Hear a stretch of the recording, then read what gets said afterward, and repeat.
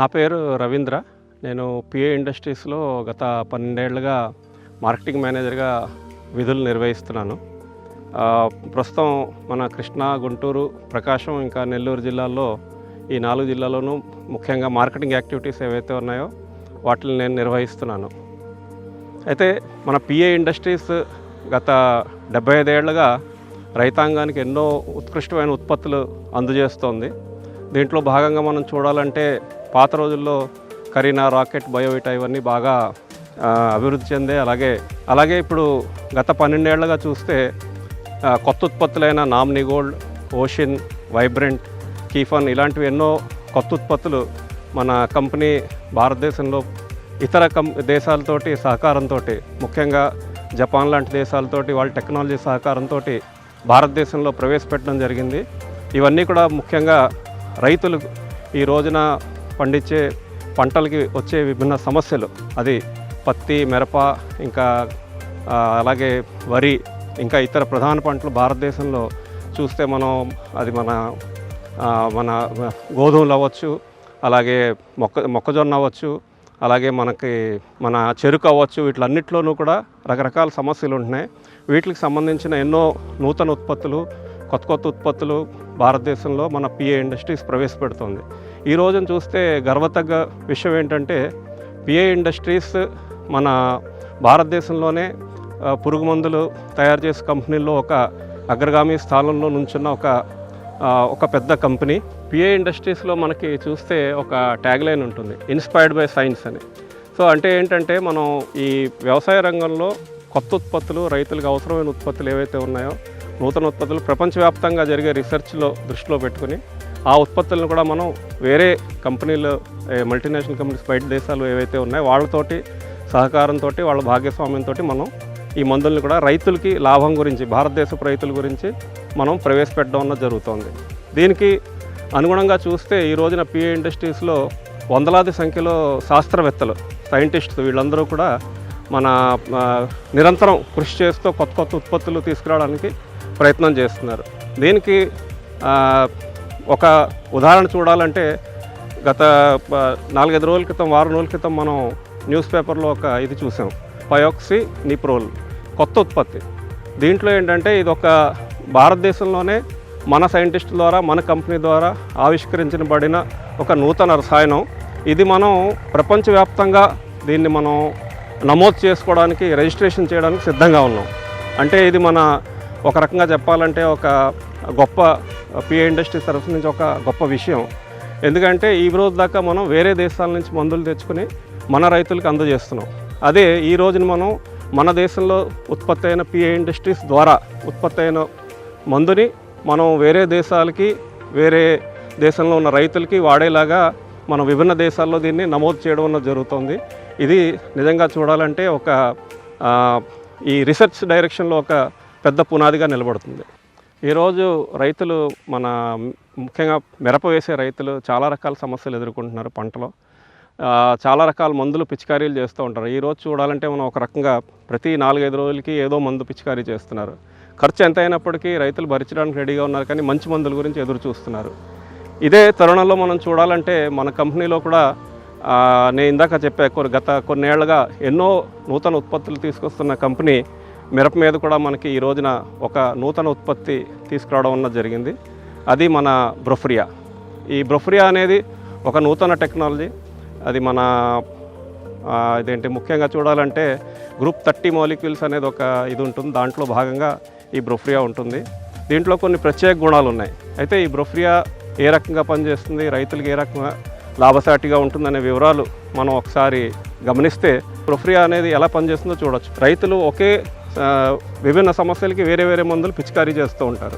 దాంట్లో భాగంగా చూడాలంటే మన బ్రొఫ్రియా అనేది ఒకే మందు ఒక రసం పీల్చే పురుగుల మీద, అలాగే మనకి లద్దె పురుగు, పచ్చి పురుగు రెంట్ల మీద కూడా పనిచేసే క్షమత ఈ బ్రొఫ్రియాలో ఉంది. ఒకసారి మనం ఈ బ్రొఫ్రియాలో ప్రత్యేకతలు ఏంటనో తెలుసుకోవాలి. ఫస్ట్ నెంబర్ 1 ఏంటంటే ఇది నూతన టెక్నాలజీ. ఈ రోజున మిరప పంటలో ఈ పురుగులు కానీ, రసం పీల్చే పురుగులు కానీ అన్నిటిలో నిరోధక శక్తి బాగా పెరిగింది. ఈ నిరోధక శక్తి పెరగడం వల్ల ఏంటంటే మనం అదే మందుని 3-4 రోజులకి మళ్ళీ పిచికారీ చేసే పరిస్థితి ఏర్పడుతుంది. సో ఇది ఒక నూతన టెక్నాలజీ. మనకి నిరోధకత పెంచుకున్న పురుగులు కూడా చాలా త్వరగా నియంత్రణలోకి వస్తాయి. రెండవది పిహెచ్ఏ అంటే ప్రీ హార్వెస్ట్ ఇంటర్వెల్ అంటే మనం ఒక పంట మీద మందు వాడిన తర్వాత ఎన్ని రోజుల దాకా మనం దాన్ని అందులో ఉన్న కాయల్ని కానీ ఇతర ఉత్పత్తులని తీయకూడదు. అది పిహెచ్ఏ అంటారు దాన్ని. సో ఈ పిహెచ్ఏ అనేది మన బ్రొఫ్రియాలో ఓన్లీ 24 hours. అంటే ఈరోజు మనం మిరప కానీ లేకపోతే వంగ కానీ బెండ మీద కానీ మనం బ్రొఫ్రియా వాడితే నెక్స్ట్ రెండో రోజే మధ్యాహ్నం కల్లా కానీ సాయంత్రం కల్లా మనం దాన్ని వండుకొని తినచ్చు. అంటే అందులో ఉన్న రాసాయనిక నిల్వలు ఏవైతే ఉన్నాయో అవి మనకి ఇమ్మీడియట్గా తగ్గిపోతాయి. సో అది మనకి సురక్షితం. మూడోది చూడాలంటే మనకి ఇది మన లద్దె పురుగు, పచ్చ పురుగు, తామర పురుగు, అలాగే పచ్చదోమ, వీటిలన్నింటినీ కూడా అంటే రసం పీల్చే పురుగులు ఒక పక్కన, అలాగే మన లెప్పెస్ట్ అంటారు ఈ లద్దె పురుగు, పచ్చ పురుగు, ఇలాంటి గొంగళి పురుగులు ఏవైతే ఉన్నాయో వీటిని కూడా మనకి బ్రొఫ్రియా ద్వారా నియంత్రణ అనేది జరుగుతుంది. నాలుగోది లాభం, ఇది ట్రాన్స్లామినార్ చర్య. అంటే ఆకు పైన మందు మనం పిచికారీ చేస్తే ఆకు కింద భాగంలో కూడా ఇది చాలా ఎఫెక్టివ్గా పనిచేస్తుంది. అంటే మనకి సాధారణంగా ఈ రసం పీల్చే పురుగులు ఆకులు కింద గుంపులుగా ఉండి రసం పీలుస్తూ ఉంటాయి. సో ఈ విధంలో ఏంటంటే మనకి పిచికారీ ఆకుల పైన పడిన కిందకు కూడా బ్రొఫ్రియా వెళ్ళి ఇమ్మీడియట్గా పనిచేసి ఎక్కువ రోజుల దాకా మనకి దాని పురుగుల నియంత్రణ ఉండడానికి ఒక అవకాశంగా నిలబడుతుంది. దాని తర్వాత మనకి ముఖ్యమైన లాభం ఇందులో క్యూపీ టెక్నాలజీ. క్యూపీ అంటే మనం ఒకవేళ ఒక గంటలో వర్షం పడుతుంది అనుకున్నా సరే ఈ మందుని పిచికారీ చేసుకోవచ్చు. అంటే వర్షానికి తుడుచుకుపోని గుణం, ఇది మనకి 1 hour. సో మనం ఒకవేళ ఏదైనా ఆకాశం మేఘావృతంగా ఉన్నా ఒక గంట దాకా వర్షం పడదంటే మనం స్ప్రే చేసిన తర్వాత మొక్క యథాతిథిగా మొక్క లోపలికి మందంతా వెళ్ళిపోతుంది. ఇంకా మందులో మన పనితనంలో ఎటువంటి ప్రభావం లేకుండా అది యథాతిథిగా పనిచేస్తుంది. సో ఇవన్నీ కూడా ఉంటాయి.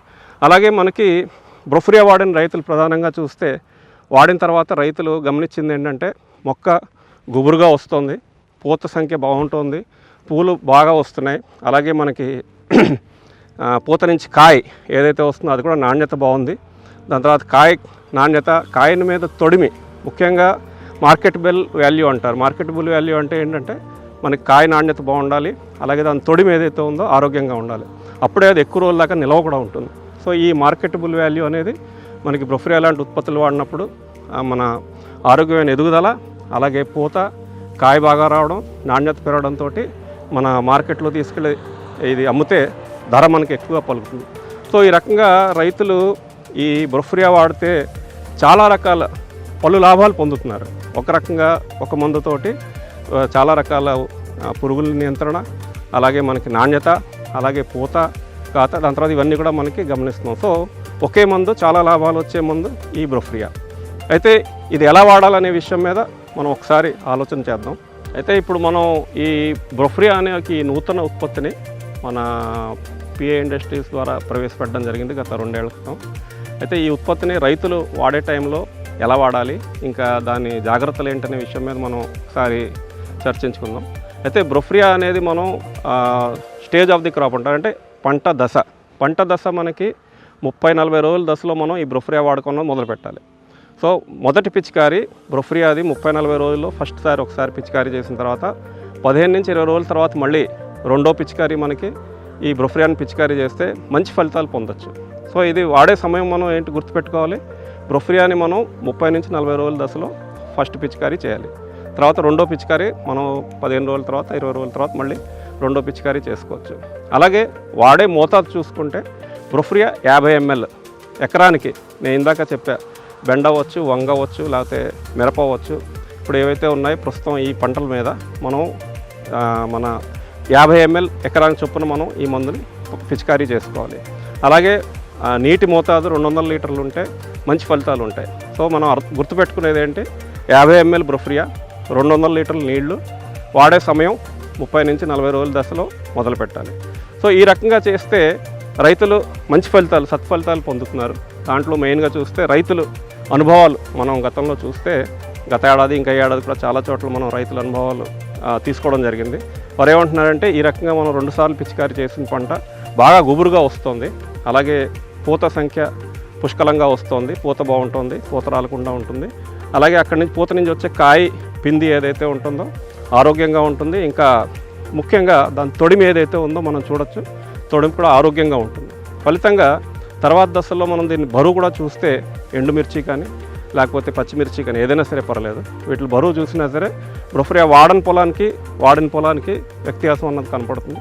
బ్రొఫ్రియా వాడిన పొలంలో డెఫినెట్గా కొంచెం బరువు అన్నది మనం ఎక్కువగా గమనించడం జరిగింది. ఇదంతా రైతుల అనుభవాలు. అలాగే మనం ఎన్నో చోట్ల దీన్ని టెస్టులు ఫీల్డ్ లెవెల్ టెస్టింగ్ చేయడం జరిగింది, అలాగే డెమోస్ చేయడం జరిగింది. అలాగే క్షేత్రస్థాయి మన ఎవరైతే టీం ఉన్నారో సిబ్బంది ఉన్నారో వాళ్ళందరి ద్వారా కూడా ఈ టెస్టులు చేసి వాటి ఫలితాలను కూడా వేలాది మంది లక్షలాది మంది రైతులకి చూపించడం జరిగింది.